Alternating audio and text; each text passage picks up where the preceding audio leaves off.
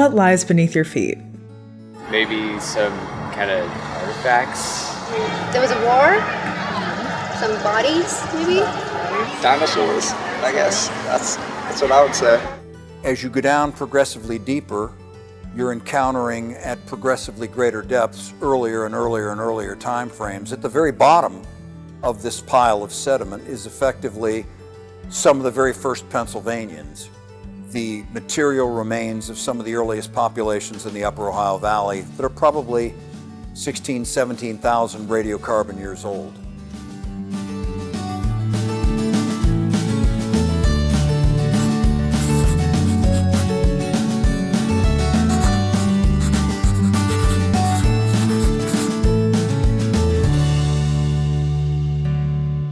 One of the biggest problems in archaeology early on was that archaeologists undertook archaeological testing by shovel testing, and we still use shovel testing today for the identification of prehistoric sites. That's fine up on top of a hilltop where we know the soils are residual, they're relatively shallow, but to do archaeological testing along the Ohio River or the Susquehanna or a terrace along the Delaware that is flooding every 100 years or every couple hundred years, there's enough of overbank deposition that the upper meter may be historic in age, and that you may never ever encounter prehistoric culture materials unless you conduct deep testing. And I have been an advocate for literally 40 years now on the need to conduct deep testing along drainage lines in the state of Pennsylvania.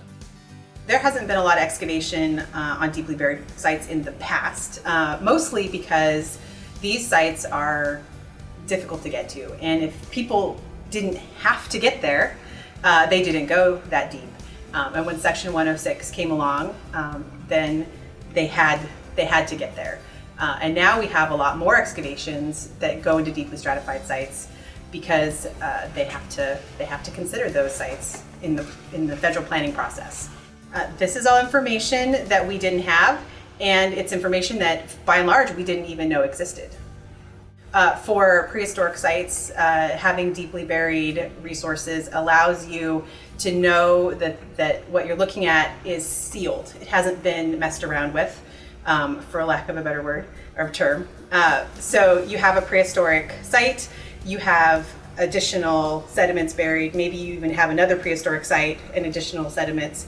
And those sites are not only separate from each other, but they're separate from what is above the modern world and the modern intrusions. For some of the same reasons, historic sites that are deeply buried are also important, sort of like Pompeii. That's a very common example, but when you have historic sites that are sealed and you know that you have no intrusions from later, you can really get a much better handle on what was really happening, and the facts are real facts rather than more supposition.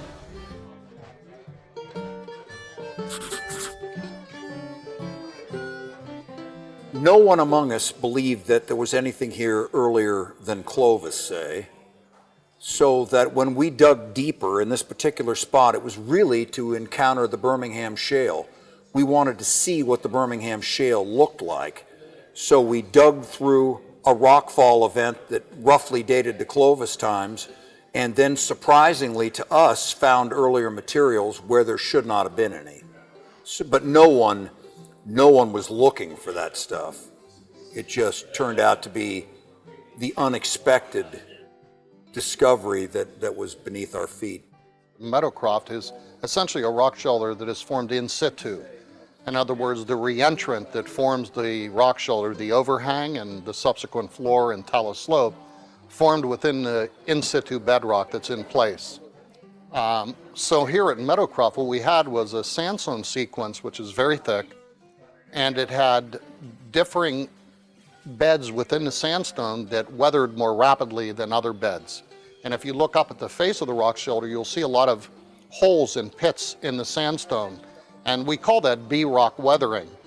And that aided actually in the formation of the reentrant that allowed for the overhang to form. It's thousands of years of individual camping events, some of them as short as overnighters, some of them as long as a couple of weeks.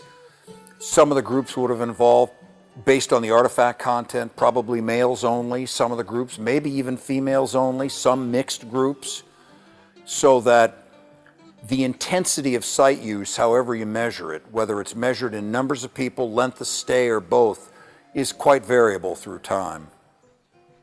Following in the footsteps of the early groups of Paleo-Indians, like those who first utilized Meadowcroft rock shelter, later Native American populations continue to live on the land now known as Pennsylvania.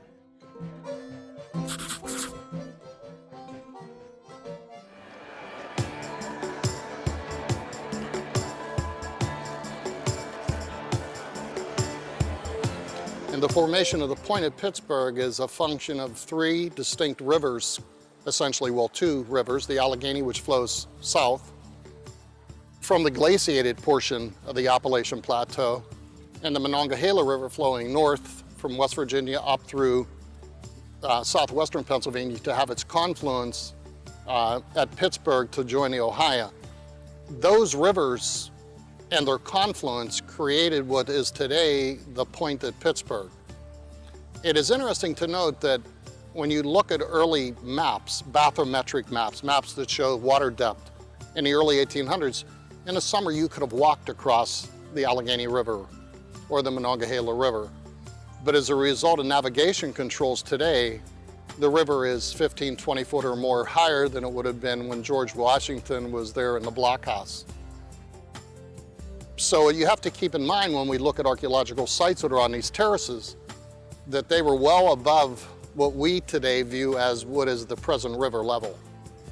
In 1938, the city of Pittsburgh proposed Point Park, the former location of several 18th century forts, as a national park. In 1960, the Secretary of the Interior designated the Forks of the Ohio as a National Historic Landmark, which fell under the protection of the National Historic Preservation Act in 1966. Fort Prince George, Fort Duquesne, and Fort Pitt all occupied the same landform at different times during the mid to late 18th century for different sovereigns, as European colonial powers vied for control of the American frontier. Archaeological investigations carried out over the past 70 years have uncovered remains of the forts and even material culture discarded by their occupants, all lying beneath our feet. Historical interest concerning the point at the Forks of the Ohio in Pittsburgh often focuses on the military occupation, but it's crucial to remember that humans occupied this landform both prior to and after the remarkable decade between 1754 and 1764. As a result of archaeological investigations that occurred in 2007, we have radiocarbon dating that tells us that Native Americans occupied here at least as far back as 8,200 years ago. And since there are additional soil deposits below that level, that occupation could go back even further. We know that the point built up from the end of the last ice age, somewhere between 12 and 14,000 years ago, about 24 feet to the level of occupation in the 18th century when the military occupations occurred. After that period, the city of Pittsburgh emerges on the point, and by the late 19th century, you have a street grid, you have iron foundries, and you have street after street of row house tenements occupied largely in the 1870s by Irish laborers, steel workers, and their families. Having good integrity allows an archaeologist to make some assumptions. Archaeology is all about finding the clues and sewing them together into a story.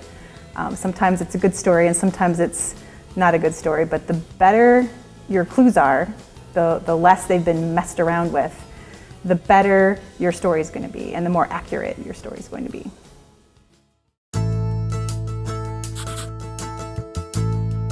Well, we're on the banks of the Susquehanna River near Calvary Island across the water from us.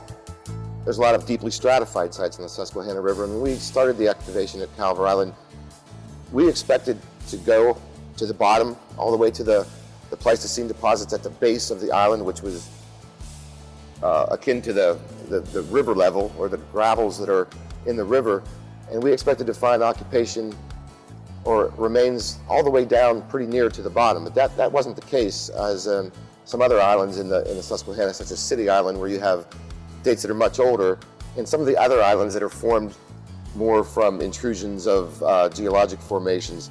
But Calvary Island is what we call a mid-channel island, and it formed from the coalescence of two longitudinal bars that are in the river that kind of grew together, so to speak, and became one larger landform.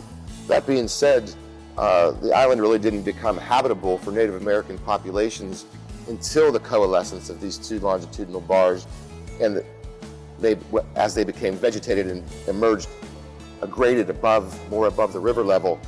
And that really didn't happen until approximately 5,200 years before present, at least by the dates that we get from the excavations. In 2007, archaeologists with KCI Technologies Incorporated conducted archaeological surveys on Calvary Island. Excavations revealed one of the most intact stratigraphic records of prehistoric lifeways in the state. The immediate reason was the replacement of the turnpike bridge over the Susquehanna River, which was aging and deteriorating and needed to be replaced. And so the Federal Highways and the Pennsylvania Turnpike Commission funded the project to replace the bridge. And because it was a federal undertaking and there was federal money involved, the project fell under Section 106 of the National Historic Preservation Act. The archaeological excavations at Calvary Island opened a window into what Native American life at an island site in the Susquehanna River would have been like. Features found in the soil, like roasting hearths, cobble platforms, and charcoal-stained pits, reveal activities carried out by prehistoric peoples. While living at the site, Native Americans prepared foods to store in pits and made lithic tools, such as projectile points, using locally sourced stones pulled from nearby quarries and even the Susquehanna River itself. Most importantly, the Calvary Island site allows us to understand how cultures changed over time. At Calvary Island, we see changes in lithic material use, suggesting increasing mobility of hunters and gatherers with expanding territories between 5,200 and 4,200 years ago. By 3,900 years ago, prehistoric peoples appear to have become more sedentary or rooted in their use of the island and increased their reliance on local lithic sources. Around the same time, evidence of early plant domestication appears in the archaeological record, indicating increased cultivation efforts on site. By 3,000 to 2,600 years ago, use of the island appears to have reverted to the settlement patterns of earlier times, standing in contrast to the more well-known narrative of increasing social complexity found in the neighboring Ohio River Valley and Great Lakes regions. These diverse culture histories pose as many questions as Calvary Island has helped to answer. I think it's been great that all this data is available to the public. Section 106 has provided a large amount of data that would have never been discovered if there wasn't some sort of regulation.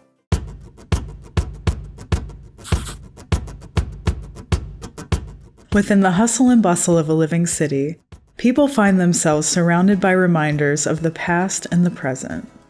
Historic buildings juxtaposed in a mosaic of the modern, it is easy to lose sight of the fact that history can also lie beneath your feet, too often unexplored. Well, what lies beneath our feet in this particular spot in Philadelphia is actually a confluence of a bunch of different things. It's all centered on a stream that in the historic period was known as Gunner's Run. Later it was converted into the Aramingo Canal, and right along the banks of the Aramingo Canal we've got the Dyetville Glass Works, one of the most important glass factories in the United States at one point in time in the 19th century. We've got evidence of the Cramp Shipyard Complex. We've got the neighborhoods surrounding all of those industries where the workers who worked in those plants lived. And underneath all of that is one giant intact Native American site. So all those different periods in time in their own respective little layers are right beneath our feet. The stream here started off as a stream named Gunner's Run. In 1847, the people that lived along the side of Gunner's Run decided that they came up with a scheme to try to improve the stream itself and also the land on either side of it, which was very low and marshy. Improve that land, make it more usable, and make sort of to get their neighborhood caught up in the Industrial Revolution that was sweeping through the rest of Philadelphia.